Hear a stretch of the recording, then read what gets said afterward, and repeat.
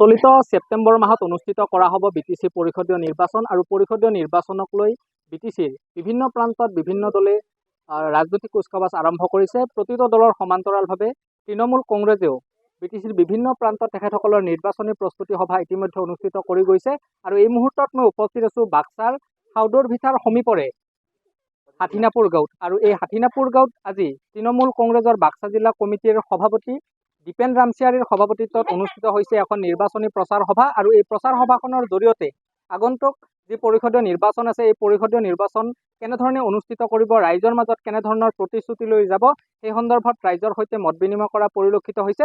সভাপতিগৰাকী আছে, তেখেতৰ মুখেৰে জানিব বিচাৰিছোঁ কি ক'ব ৰাইজৰ মাজত ওলাই আহিছে ছেপ্টেম্বৰ মাহত অনুষ্ঠিত হ'ব নিৰ্বাচন। পোনপ্ৰথমতে দা নিউজ প্লাছক আমাৰ তৃণমূল কংগ্ৰেছ দলৰ তৰফৰ পৰা আন্তৰিক শুভেচ্ছা জ্ঞাপন কৰিছোঁ। আপোনালোকে সকলোৱে অৱগত চলিত মাহৰ ছেপ্টেম্বৰ মাহত বিটিচি নিৰ্বাচন হ'বলৈ গৈ আছে। তৃণমূল কংগ্ৰেছ দল বিটিচি নিৰ্বাচনত পিছুৱাই থকা নাই। তৃণমূল কংগ্ৰেছ দলে দিনে নিশাই বাক্সা জিলাৰ প্ৰায় 4-5টা সমষ্টিত দিনে নিশাই কাম কৰি আছে।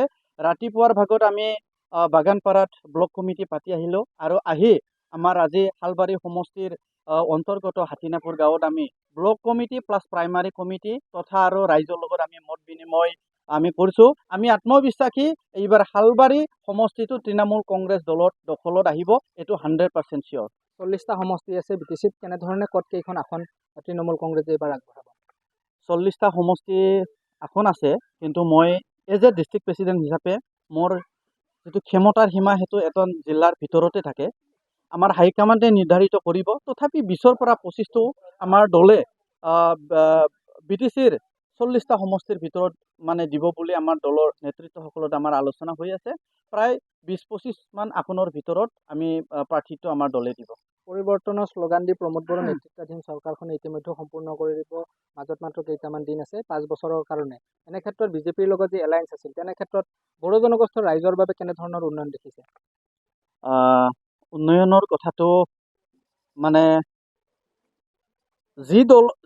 এতিয়া প্ৰমোদ বড়োৰ চৰকাৰ, বৰ্তমান প্ৰমোদ বড়োৰ ৱৰ্কাৰখিনিয়ে উন্নয়ন হোৱা বুলি তেওঁলোকে দাম্ভলি মাৰে আৰু তাৰে বিপৰীত স্থিতি BPF দলৰ কৰ্মীসকলে লয় যে তেওঁলোকে কয় উন্নয়ন নাই হোৱা বুলি। এই ক্ষেত্ৰত উন্নয়ন আৰু উন্নয়ন আমি ক'বলৈ নাযাওঁ। আমাৰ কথাটো হ'ল কি, তৃণমূল কংগ্ৰেছ দলে আমি আমাৰ ৰাস্তা বেলেগ, আমি উন্নয়নৰ দখলালৈ আমি আহিছোঁ। ৰাইজৰ বহুত কৰিবলগীয়া কাম বৰ্তমানো আছে। আমাৰ সময়ত মাটিৰ সমস্যা আছে, আমাৰ স্কুলৰ সমস্যা আছে, আমাৰ বিভিন্ন অনুষ্ঠান প্ৰতিষ্ঠানৰ সমস্যা আছে, আমাৰ খোৱা পানীৰ সমস্যা আছে, বিভিন্ন সমস্যা আছে। আৰু এই সমস্যাবোৰ তৃণমূল কংগ্ৰেছ দলে যদি ভৱিষ্যতে জয়যুক্ত হৈ আহে আমি ৰাইজৰ কাম কৰিম বুলি আমি আশাবাদী। বৰ্তমান সময়কলৈকে কিন্তু প্ৰমোদ বড়ো চৰকাৰৰ ৰাইজৰ বেছি আস্থা আৰু বিশ্বাস বুটলিবলৈ সক্ষম হোৱা নাই। ৰাইজে বিপৰীত স্থিতি গ্ৰহণ কৰা আমি দেখিবলৈ পাইছোঁ। তথাপি তেওঁলোকক অনুৰোধ জনাইছোঁ, 2-3 মাহ আছে, এইখিনি সময়ত তেওঁ যিখিনি পাৰে তেওঁ ৰাইজৰ উন্নয়নৰ স্বাৰ্থত কাম কৰিবলৈ মই তেওঁক আহ্বান জনাইছোঁ। আজি যিখন সভা অনুষ্ঠিত কৰা হৈছে ইয়াত কেনেধৰণৰ কথাসমূহ আলোচনা কৰা হৈছে?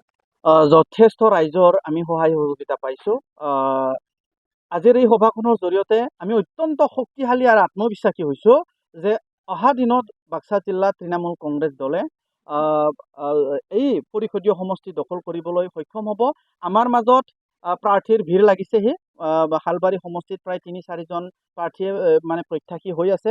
আমি নিৰ্বাচন কৰিম, যি প্ৰাৰ্থী আমাৰ ৰাইজৰ কাৰণে কাম কৰিব সেই প্ৰাৰ্থীটোক আমি অতি সোনকালে বাছনি কৰি ৰাইজৰ মাজত কাম কৰিবলৈ আমি আগুৱাই দিম। ধন্যবাদ জ্ঞাপন কৰিছোঁ। এনেধৰণে প্ৰতিদিনে বিটিচি নিৰ্বাচনৰ কাৰণে সকলো ৰাজনৈতিক দলৰ সমান্তৰালভাৱে তৃণমূল কংগ্ৰেছৰ জোৰদাৰ প্ৰস্তুতি অব্যাহত ৰাখিছে আৰু আজিও বাক্সাৰ বিভিন্ন প্ৰান্তৰ সমান্তৰালভাৱে হাউদৰ ভিটাৰ সমীপৰ এই যে হাথিনাপুৰ গাঁও আছে, এই হাথিনাপুৰ গাঁৱত বাক্সা জিলা তৃণমূল কংগ্ৰেছৰ সভাপতি দীপেন ৰামচিয়াৰে নিজে উপস্থিত থাকি ৰাইজৰ মাজত মত বিনিময় কৰা পৰিলক্ষিত হৈছে আৰু আগন্তুক সময়ছোৱাত শালবাৰী পৰিষদীয় সমষ্টিৰ অন্তৰ্গত এই হাথিনাপুৰ গাঁও আদিকে কৰি শালবাৰী পৰিষদীয় সমষ্টিৰ বিভিন্ন প্ৰান্তত তেখেতসকলে এনেধৰণৰ নিৰ্বাচনী প্ৰচাৰ সভা অনুষ্ঠিত কৰিব আৰু আগন্তুক দিনত ৰাইজৰ বিভিন্ন সমস্যাৰাজি সন্দৰ্ভত বুজ লোৱা বুলিও সংবাদ মাধ্যমযোগে জানিবলৈ দিয়ে। যিকোনো খবৰৰ বাবে যোগাযোগ কৰক 7099017330 লগতে 7099017110 নম্বৰত।